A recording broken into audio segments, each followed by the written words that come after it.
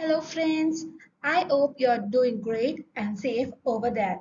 This is me, Chandana from Sri Venkateshwara College of Engineering, pursuing third year in Electronics and Communication Engineering. The subject which I'm taking over today is digital communication, and we are going to discuss in today's session properties of Fourier transform.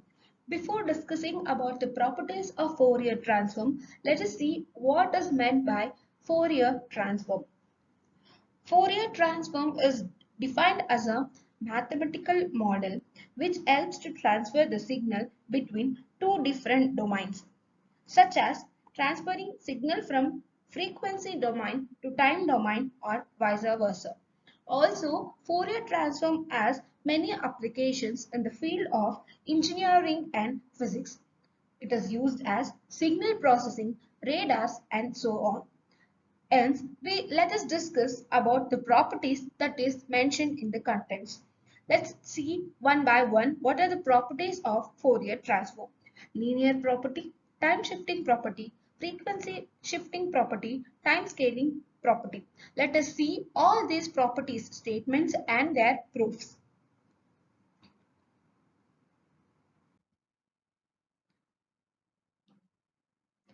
First one, linearity property. Linearity property is the Fourier transform of a weight sum of two signals is equal to the weight sum of their individual Fourier transforms. It possesses the properties of homogeneity and additivity. We all know what is additivity. Let's see what is meant by homogeneity. Homogeneity means the quality or state of being all the same or all of the same kind.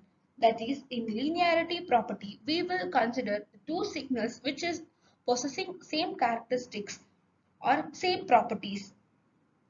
The proof, if fx of t of Fourier transform is equal to x of omega. Here,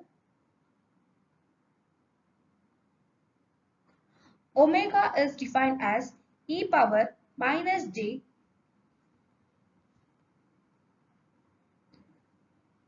2 pi omega t,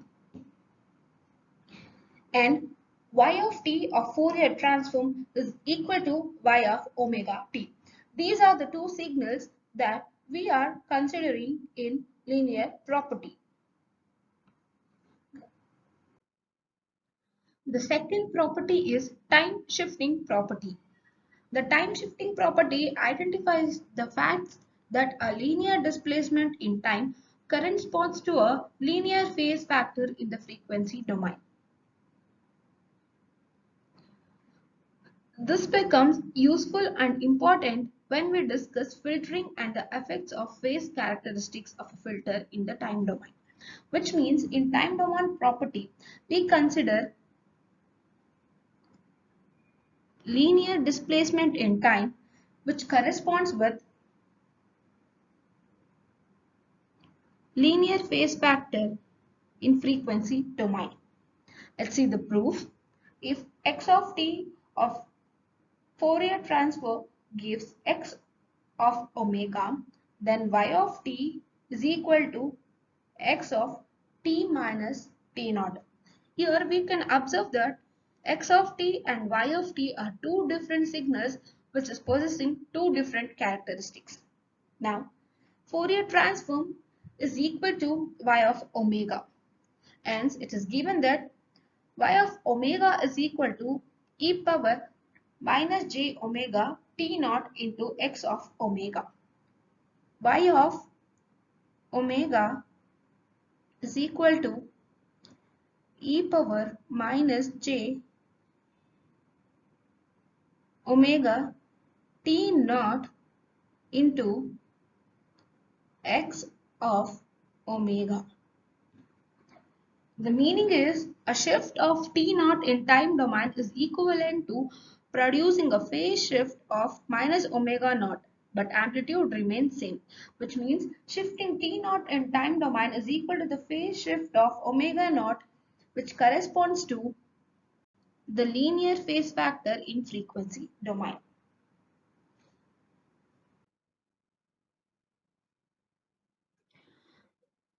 The third property of Fourier transform is frequency shifting property. Frequency shifting property of Fourier transform state that the multiplication of time domain signal x of t by exponential e power j omega naught t causes the frequency spectrum to be shifted by omega naught. That is, x of t of Fourier transform is equal to x of omega. Then by the statement we know that time domain x of t is multiplied with e power j omega naught. A Fourier transform is equal to x of omega minus omega naught, which means shifting the frequency by omega naught in frequency domain is equal to multiplying the time domain signal by e power j omega naught t.